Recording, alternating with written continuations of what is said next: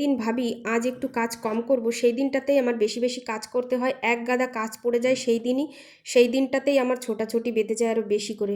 সকাল থেকে দুপুর পর্যন্ত আমি একদমই সময় পাই না, আর দুটো পাও আমার এক জায়গায় স্থির থাকে না। তোমরা পুরো ভিডিওটা দেখলে বুঝতে পারবে বন্ধুরা আমি কতটা ছোটাছুটি করছি। হ্যালো এভরিওয়ান, তোমরা সকলে কেমন আছো? আশা করি সকলে খুব খুব ভালো আছো। আমিও খুব ভালো আছি। আমি তোমাদের সকলের প্রিয় নূপুর নদিয়া জেলা থেকে বলছি।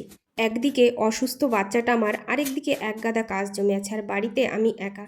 কটা দিন ধরে ভীষণ শারীরিক ও মানসিক চাপ যাচ্ছে জানো তো বন্ধুরা। কিন্তু সবাই থাকতেও আমায় সাহায্য করার মতো কেউ নেই। তবুও আমার দুঃখ নেই, কিন্তু কষ্ট কখন লাগে জানো তো বন্ধুরা। এত কিছু একা ম্যানেজ করার পরও যখন নেগেটিভ কথা শুনতে হয় তখন খুব খারাপ লাগে। তবুও সব কিছু মেনে নিয়ে মুখে হাসি আর মনে কষ্ট রেখে আমার ছোট্ট সোনামণিটার দিকে তাকিয়ে সব ভুলে যেতে হয়। যখন ভীষণ পরিমাণে মানসিকভাবে বিধ্বস্ত হই, তখন আমার ছোট বাচ্চাটার ওপর দিয়েও ভীষণ ঝড় যায়। তাকে বকাঝকা করি, কিন্তু পরে নিজেই কষ্ট পাই। আর আমার এই পুরো জার্নিটাতে আমি কাউকে পাশে পাই না, একদম কাউকে না জানো তো বন্ধুরা। আমি ভিডিও বানাই শুধুমাত্র ইনকামের আশায় না, তোমাদের মাঝে এসে একটু একাকিত্বটা দূর করতে, কথা বলতে।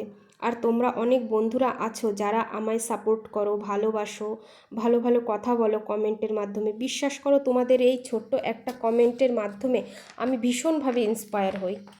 পরের দিন আবারও আমার মনে হয় আমি ভিডিও বানাই, পোস্ট করি, তোমাদের সাথে নিজের কথাগুলো শেয়ার করি।